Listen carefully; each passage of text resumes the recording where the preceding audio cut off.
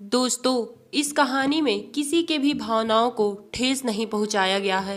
इस कहानी में बताया गया है कि इंसान की एक छोटी सी गलती इंसान को कहां से कहां तक पहुंचा देती है। मेरा नाम नेहा है। मैं मात्र अभी 17 साल की हूँ। मेरे मम्मी पापा मुझसे बहुत प्यार करते, क्योंकि मैं अपने घर की इकलौती बेटी हूँ। मैं अपने मम्मी की गुड़िया हूँ तो अपने पापा की परी हूँ। पापा मेरे लिए कुछ भी करने को तैयार रहते। मेरे पापा एक साधारण प्राइवेट टीचर थे, पर मेरा सपना था डॉक्टर बनने का। एक दिन पापा ने मुझसे पूछा, नेहा बेटा तुझे क्या चाहिए? मैंने न सोचा न समझा अपने पापा से कह दिया, पापा मुझे कुछ नहीं चाहिए, सिर्फ मुझे डॉक्टर बनना है। पापा को पता था कि डॉक्टर बनने में बहुत ज्यादा पैसा लगेगा, फिर भी पापा ने मुझे निराश नहीं किया। उन्होंने मुझसे कहा, ठीक है बेटा, मैं पूरी कोशिश करूंगा तुझे डॉक्टर बनाने की। पापा ने मुझसे कह तो दिया, पर पापा उस दिन से बहुत चिंतित रहने लगे। मेरे अंदर तो बचपना था, पर पापा का मुरझाया चेहरा देख मुझे भी चिंता होने लगी।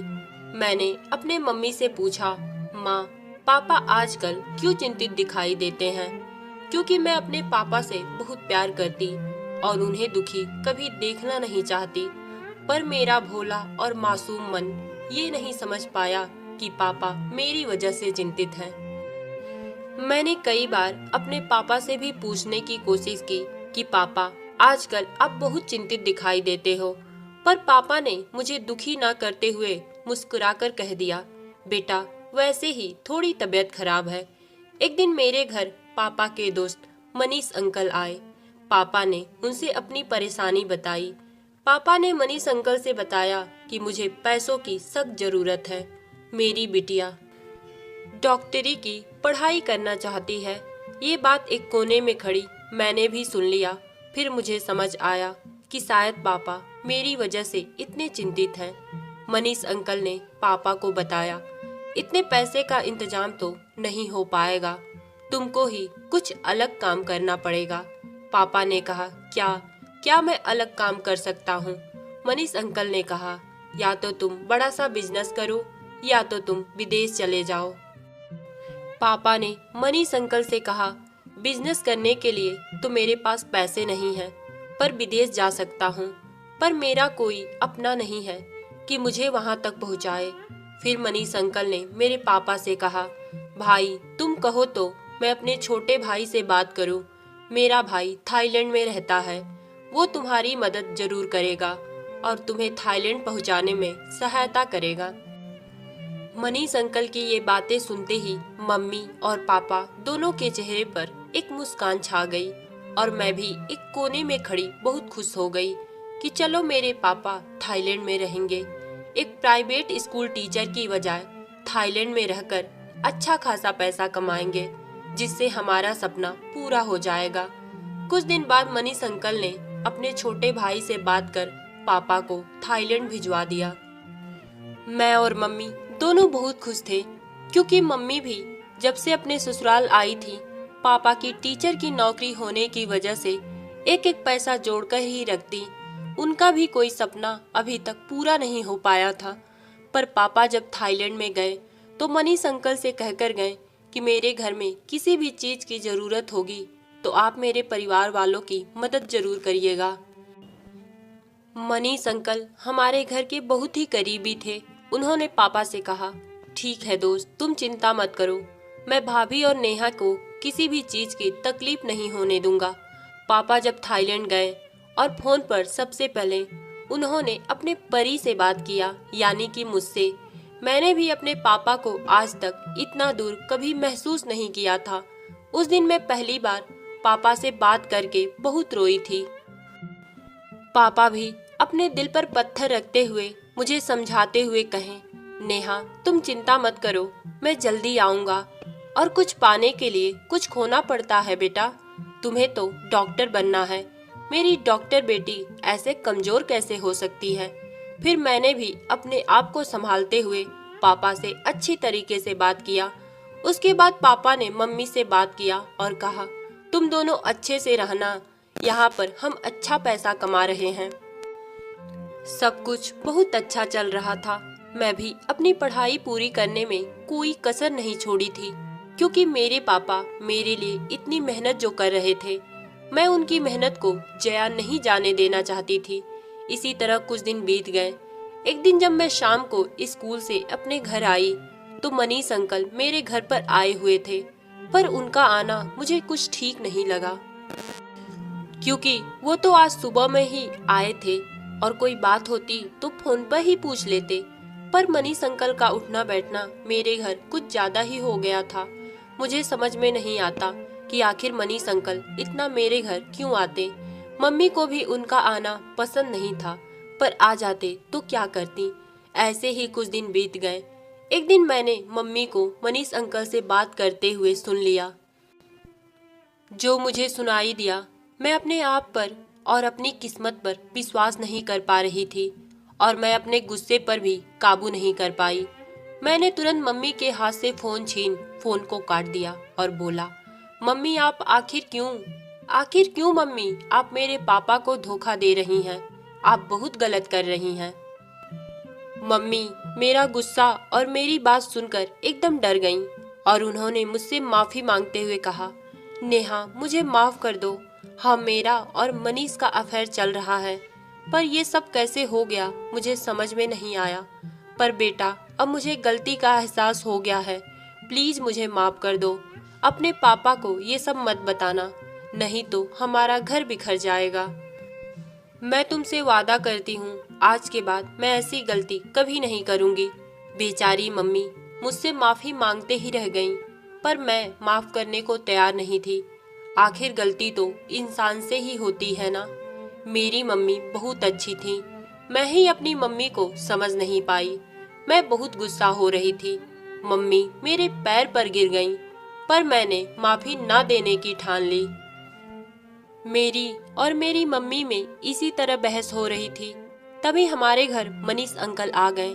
शायद उन्हें पता चल गया कि मुझे मम्मी और उनके बारे में सब कुछ पता चल गया है। उन्होंने आते ही मेरी मम्मी से पूछा, क्या हुआ नेहा, इतनी गुस्सा क्यों हो रही है। मम्मी ने गुस्से में मनीष अंकल से कहा, आप यहाँ से चले जाइए, आपसे मुझे कोई बात नहीं करनी। मनीष अंकल और मम्मी दोनों आपस में बातें कर रहे थे। तभी मैं फोन उठा पापा को फोन लगाने लगी। मम्मी ने तुरंत फोन मेरे हाथ से छीन लिया। फिर भी मैं शोर मचाने पे तुली थी। मेरे अंदर बचपना था। बेचारी मम्मी, अब तो उनसे गलती हो ही गई थी और वो अपनी गलती का प्रायश्चित भी करना चाहती थी। उन्होंने मुझसे माफ़ी मांगी, पर मैं उन्हें माफ़ करने को तैयार नहीं थी। इसलिए उन्होंने अपने परिवार और रिश्ते को बचाने के लिए मनीष अंकल से धीरे से नींद की दवाइयाँ मंगवाई और मुझे जबरदस्ती पिला दिया कि मैं थोड़ी देर तक सो जाऊं और शांत रहूं। मैं बहुत देर तक सोई रही और जब मेरी आंखें खुली, फिर मैं अपने गुस्से पर काबू नहीं कर पाई और उतावली होने लगी। मम्मी ना चाहते हुए मुझे दोबारा नींद की दवाई पिला दी। बेचारी मम्मी बहुत चिंतन में थी और वो अपने परिवार को बचाने के लिए सोच रही थी कि नेहा को आखिर कैसे समझाया जाए। इसी तरह कई दिनों तक मम्मी मुझे नींद की दवाइयाँ दे सुला दिया करती। मम्मी को भी शायद समझ में नहीं आया। नींद की दवाइयों का डोज ज़्यादा होने की वजह से एक दिन मैं उठी ही नहीं, हमेशा के लिए सो गई। शायद मम्मी मुझे बहुत जगाने की कोशिश की और अपने आप को पीट पीट कर रोने लगी, पर उस दिन मम्मी की गुड़िया कभी नहीं उठी। मम्मी ये सब होता देख शायद बहुत डर चुकी थी और उन्हें कुछ समझ में नहीं आ रहा था कि आखिर क्या करें, और उन्होंने शायद मनीष अंकल को घर बुलाया। मनीष अंकल को देख मम्मी रोने लगी और कहने लगी कि ये सब सिर्फ तुम्हारी वजह से हुआ है। अगर तुम्हारे चक्कर में मैं नहीं आई होती तो आज मेरी बेटी जिंदा होती। मम्मी ने रोते रोते मनीष अंकल से कहा, मैं भी जीना नहीं चाहती हूँ, मुझे भी मार दो। मनीष अंकल बहुत डर चुके थे और उन्होंने मम्मी को बहुत समझाया और कहा, अब तो जो होना था सो हो गया।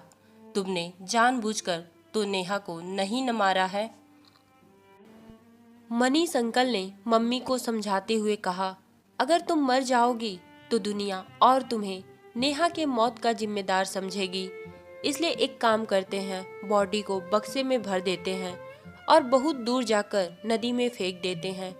मम्मी ये सब करना नहीं चाहती थी, पर ना चाहते हुए भी उन्हें ये सब करना पड़ा, क्योंकि वो जानती थी कि अगर मैं मर जाऊंगी तो दुनिया मरने के बाद भी मुझे गाली ही देगी कि इसने तो अपनी बेटी को मार दिया, पर मम्मी मुझे मारी नहीं थी। इसलिए ना चाहते हुए भी उन्होंने मुझे एक बक्से में भरा और बहुत दूर जाकर नदी में फेंक दिया। और मम्मी ने डरते डरते पापा के पास फोन किया और बोला नेहा की तबीयत बहुत ज़्यादा खराब हो गई थी और अचानक उसकी मौत हो गई। पापा तो ये सब सुनकर विश्वास ही नहीं कर पा रहे थे। पापा तुरंत फ्लाइट पकड़ घर आ गए। जिस दिन पापा घर आए उसी दिन मेरी लाश पुलिस वालों को एक बक्से में मिली। पर शायद मेरी मम्मी की किस्मत बिल्कुल अच्छी नहीं थी। जिस बक्से में मेरी लाश पुलिस वालों को मिली थी, उस बक्से में मेरे पापा का नाम लिखा था और वो बक्सा तैरते तैरते मेरे गांव के बगल के नदी के पास मिला, जिसमें मेरी लाश मिली। पुलिस वाले बक्से के ऊपर लिखा नाम पढ़ मेरे पापा के घर आ गए और उन्होंने उस बक्से को पापा को दिखाया। पापा तुरंत बक्से को देखकर पहचान गए, पर पापा ने कहा इसमें मेरी बेटी की लाश कैसे? मेरी बेटी तो तबीयत खराब होने की वजह से मरी है। ये बात सुनते ही पुलिस अंकल को शायद मेरी मम्मी पर शक हुआ और वो मेरी मम्मी को पकड़कर पुलिस स्टेशन ले गए। मम्मी ने लोगों को सारी सच्चाई बताई और ये भी बताया कि मैंने नेहा को जानबूझकर नहीं मारा, पर उनकी बातों पर विश्वास कौन करने वाला? जब उनकी खुद की बेटी ही उन्हें ना समझ पाई तो दूसरों से क्या उम्मीद। दोस्तों, गलती तो किसी से भी हो सकती है। नेहा की मम्मी ने अपनी गलती का प्रायश्चित करते हुए नेहा से बहुत माफी मांगी, पर नेहा बचपने में अपनी मम्मी को माफ करने को तैयार नहीं थी। पर नेहा अगर मान गई होती तो उसका पूरा परिवार टूटने से बच जाता और नेहा भी आज जिंदा होती। तो दोस्तों, ये कहानी आपको कैसी लगी कमेंट में बताइएगा। धन्यवाद।